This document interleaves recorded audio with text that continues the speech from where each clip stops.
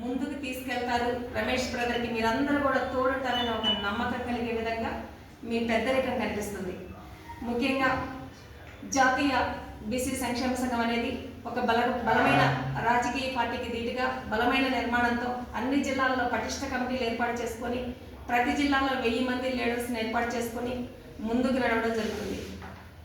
గతంలో బీసీల పరిస్థితి ఏంటంటే ఓట్లేసే యంత్రాలుగా, జెండాలు మోసేవారిగా, కటౌట్లు కట్టేవారుగా, అగ్రకుల నాయకులకి జిందాబాద్లు కొట్టేవారుగా ఉండేవారు. ఆ సంస్కృతిని మార్చాలి అని చెప్పి మా జాతీయ అధ్యక్షులు ఆర్ కృష్ణయ్య గారు కానీ, ఈనాటి మా రాష్ట్ర అధ్యక్షులు వై నాగేశ్వరరావు గారు కానీ, అలాగే ఇక్కడ ఉన్నటువంటి గౌరవ పెద్దలందరూ, ఈ రాష్ట్రంలో పనిచేసే బీసీ నాయకులందరూ కూడా ఒక ఉద్యమాన్ని కూడి కొన్ని సంవత్సరాలుగా సుమారుగా 45 సంవత్సరాల ఉద్యమ చరిత్ర ఆర్ కృష్ణయ్య గారు. ఆయనతో పాటు సుమారుగా ఒక 30 సంవత్సరాలుగా మా రాష్ట్ర అధ్యక్షుల వారు కలిసి పనిచేస్తున్నారు. మేమందరం కూడా ఒక 15 సంవత్సరాలుగా కలిసి పనిచేస్తున్నాం. ఏదైనా సరే జాతి ప్రయోజనాలు ముఖ్యం కాబట్టి జాతి ప్రయోజనాల కోసం ఒక బలమైన ఉద్యమాన్ని నడపాలి. అది ఏ పార్టీ అధికారంలో ఉన్నా సరే మనకు రావాల్సిన వాటాల కోసం ప్రశ్నించాలి, విజ్ఞప్తి చేయాలి, అవసరమైతే పోరాటం చేయాలని ఒక మంచి ఆశయంతో ఈ జాతీయ బీసీ సంక్షేమ సంఘం ఆంధ్రప్రదేశ్ నుండి శాఖ నడుపుకుంటూ ముందుకెళ్తున్నాం. ఈ 26 జిల్లాల్లో కూడా బలమైన కమిటీలు ఉన్నాయి. ఆ బలమైన కమిటీలు ప్రశ్నించుకుంటూ ముందుకెళ్తూ ఉంటాయి. ఈ రాష్ట్ర ముఖ్యమంత్రి వర్యులు మాన్య శ్రీ నారా చంద్రబాబు నాయుడు గారు ఎన్నికల ముందు మన సంక్షేమ సంఘం అనేది మెయిన్, అనేక బీసీ సంక్షేమ సంఘాలు ఉంటాయి కానీ అవన్నీ చిన్న చిన్న సంక్షేమ సంఘాలు.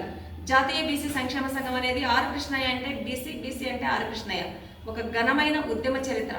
30 సంవత్సరాలు ఖచ్చితంగా జాతి కోసమే పోరాటం చేసినటువంటి వ్యక్తి. ఆ తర్వాత రాజకీయ ఆలోచనలలో అసెంబ్లీలో ఉంటే కనుక మాట్లాడితే మంచి జరిగితే జాతికి, పార్లమెంట్లో ఉంటే మాట్లాడితే మంచి జరిగితే అనే ఆలోచనతో రాజకీయ ఆలోచనలు చేశారు.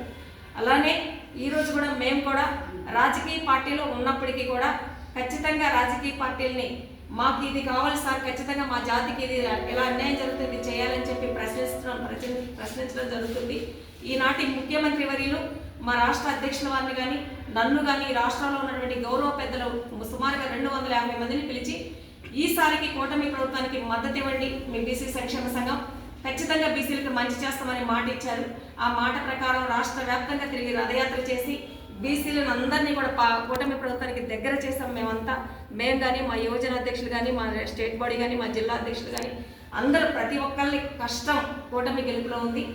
ఈ గెలుపు తర్వాత ఖచ్చితంగా బీసీలకి మంచి జరిగింది కాబట్టి మాన్య శ్రీ నారా చంద్రబాబు నాయుడు గారికి కూటమి ప్రభుత్వానికి ధన్యవాదాలు, కృతజ్ఞతలు తెలియజేస్తున్నాం.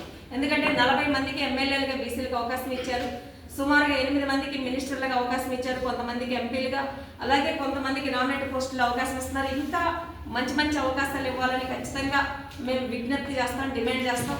మాతో పాటు అనేక మందిని చేయి అందించి రాజకీయంగా ఎదిగే విధంగా, అలాగే ఇది ఒక నాయకుల్ని తయారు చేసే ఫ్యాక్టరీ లాగా కింగ్ మేకర్స్గా ఉండి నాయకులు తయారు చేసే యంత్రాలపై పనిచేస్తామని విజయనగరం జిల్లా వాసులందరికీ తెలియజేస్తూ, అలాగే రమేష్ బ్రదర్కి ఒక చిన్న సలహా ఇస్తున్నాం. ఈ విజయనగరం జిల్లాలో ఉన్నటువంటి అన్ని నియోజకవర్గ కమిటీలు, మండల కమిటీలు, గ్రామ స్థాయి నుంచి అన్ని కమిటీలు వేసి మన జాతి ప్రయోజనాల కోసం ముందుకు నడవాలని అందరినీ కూడా కమిటీలో భాగస్వాములు చేసి ఖచ్చితంగా బలమైన బీసీ నిర్మాణానికి గౌరవ పెద్దలు అందరినీ వాళ్ళందరి సూచనలు సలహాలు తీసుకుని ముందుకు పంపించాలని ఒక మోడ్రన్ బీసీ సంఘానికి అంటే ఒక మోడ్రన్ జిల్లాగా ఈ జిల్లాని తీసుకునే విధంగా మీరు ఉద్యమించి పనిచేయాలని కోరుకుంటూ సెలవు తీసుకుంటున్నాను.